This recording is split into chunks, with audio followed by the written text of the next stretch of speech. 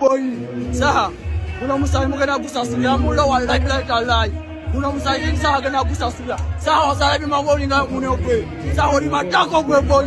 Mugana gusasira boy zebanza bana kadochino boy zebakada na zikada batano bange. Finally, King Saha havuddeyo n'ayogera ku nsonga ezigenda mu maaso ye ne Pallaso beekubye olunaku lw'ejjo awali ku Supremacy Lounge Nankulabi videos mu maaso awo tuzirina ogenda kubeera ng'ozirabirako ani yabitandise gwe tuula wansi mbirina video eno soko gimpeleka like bw'oba omaze subscribinga otubulire oli ku sayidi yaani King Saha oba Pallaso. King Saha havuddeyo n'ategeeza n'agamba nti Pallaso ye yabitandise yeetolodde emmotoka ye ng'ebyadala naye talina kyakola wabula kuyakitinga era ye Pallaso yabadde amanyi byakusaaga tibagenda kwekubamu ebikonde ebintu bigwe. Kumbe King Saha yabadde ne plan B ejambiya amajambiya gavuddeyo kyeyabakoze. Oh my god, omusayi gwayiseyise. Weyagala video genda ku inboxinga namba yange dawe simbeyo 373 njye kwanga wano ku YouTube obaganye atubere nga tukola ki nga tubiteekayo sokolirize omukulu King Saha nga kunyonyola engeri byatandisemu male nkuletere team Pallaso biki abeyogera ku nsonga zino. Baganda bange eggulo nafunyemu embeera nga ngenze ku Supremacy okukola. Nagenze okwagira kyali wange Scorpion, MC Scorpion. Mba ku stage okuyimba nga Pallaso ne group ye bawambye motoka yange. Bayina bavubuka, bayina emmundu, bayina ebyambe, bayina ki. Mukusoka nembirowooza nti byakusaaga. Bagayi ne bakulira ddala effujjo batandise okukuba abaana bange.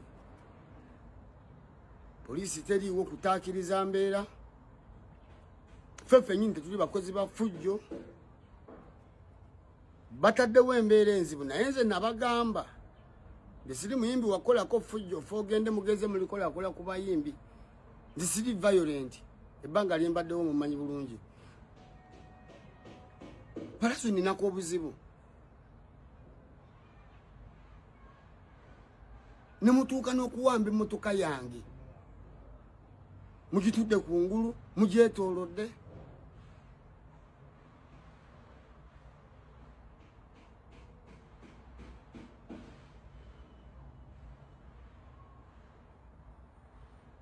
Mwegasse mu gurupu ensasule okunyigiriza abalala.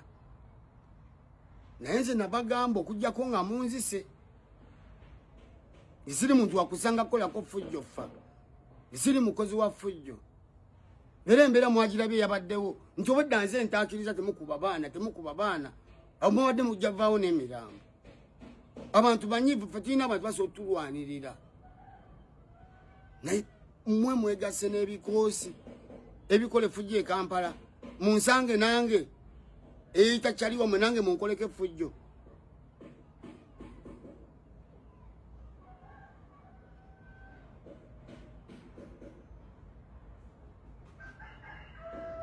Ani gwe batemyetemye njagala owulirize no video bulungi nnyo quid icon byonna byekunywedde ono y'omu ku bayaaye abakyasinze wano mu Kampala nnaku zino eno abakyasinze trending nga video nyongera okujjukiza gimpereka like oba omaze subscribe nga weerabire video eno. Amawulire ge naakafuna okuva ku source King Saha ne Pallaso balwanye era nga balwanidde Nankulabi ku shemu gye babadde bagenda okuyimbako bonna.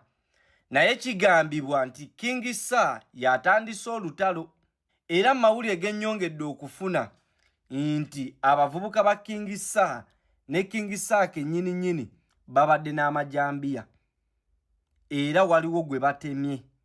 Ge mawulire ge naakafuna. Olutalo lubadde lw'amaanyi era ng'ekizikizza olutalo masasi. Singa tegabadde masasi singa emirambo gigudde.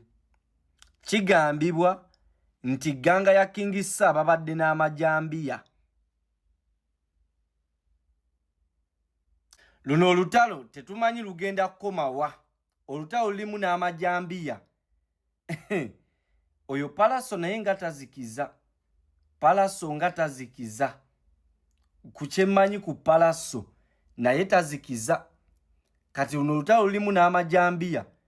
Ogenda kuluwulira. Kuba tosobola kuŋŋamba temuzze ku shati nga mulina amajambiya. Kitegeeza mmwe mubadde temuzze kuyimba, mubadde muzze kukola lutalo. Luno olutalo lulimu n'amajambiya simanyi gye lugenda kukoma. naye kasa bonna basajja munnaye kasa bonna basajja naye n'olutalo lulimu amajambiya mugenda Alright, ndowooza muwulidde engeri gye byatandisemu ojja kuba otubulira gw'oli ku sayidi yaani awo wenyini nga tubitadde ku mabbali Vulufiga avuddeyo n'atabukira Antaylor. Njagala kumanya ebirowoozo bye mu comment section emwe muli ku sayidi yaani ya Antaylor oba muli ku sayidi ya SB4. Njagala osooka owulirize Vulufiga alina byayisizaawo naye nga tetunnagendayo. Sheikh Ashraf ono omusomi w'edduwa agamba go wenna ng'oliyo n'ebizibu namba eri yawesembeyo 711 osobola omukubirako oba ne mu inboxing ku WhatsApp nabeera nga akuyamba. Sooka omuwulirize bali nkupulayingira vidiyo ya Vulufiga eri mugenda maaso ku trendinga. Abalungi abatuwuliriza era abatulaba olunaku olwaleero tukyaddeko ewa Sheikh Ashraf Dembe.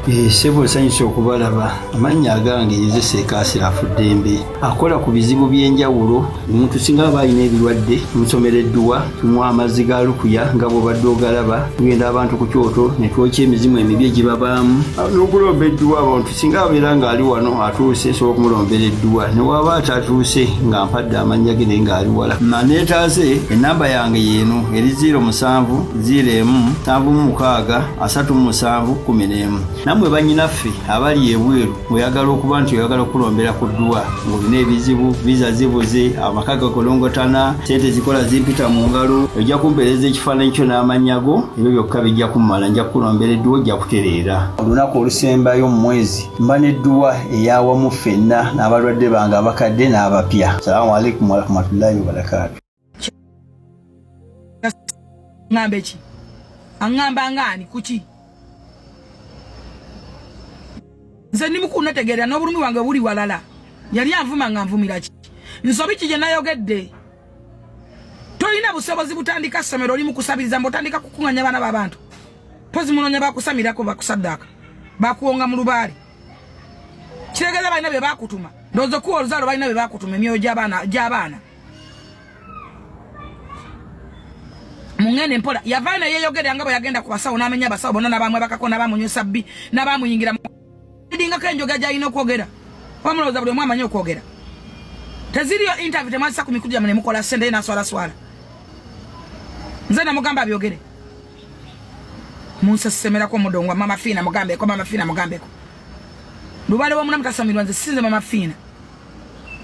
Mama Fiina ngambe yanzala bukulu nga byo ya mama Fiina yansanga ndi mukulu nga ntawaza nga netawaza. Muti amazima wate mwa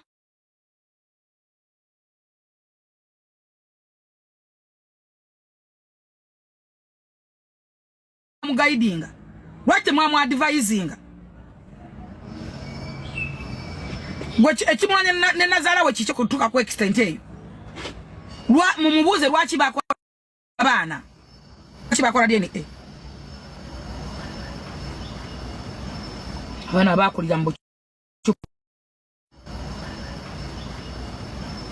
abana bakulira mbu chupa mwaka nyino lwa views ezitawera eziswaza bannammwe emikwano gyammwe mwava ne mumuteeka ku mikulu gyammwe n'ayogera weyabula olubuto yagenda ne bamuyingira mu kasolo bamuteekemu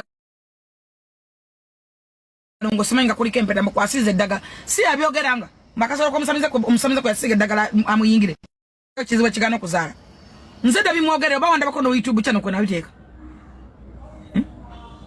nzeda bimwogerera boyaveyo yatandika posting omusajja gwa yaje wa Pastor Bugembe nga postinga bitundu tundu mwoza tatuna basajja batusoka postinga tuina basajja batusoka postinga balunja balingana ebyokulya abanyuma okulaba abalina neziranka mwala tuba postinga twewale ebyo twewa bobate wakimanya ate ojagwe ddalu kuba yagenda ate na ya mtu ataliwede kumuta mulinde mikolo ojja kugwedda zeti yagaba ekimuli mama Fiina mukola yakuteka $1,015 yagukola mama Fiina singa aliye bakanesi bifo yanikozo mukolo Rosette si yamuwe ekimuli teyavuddeyo n'abyegana omuntu omulimba bw'atyo oli musangawa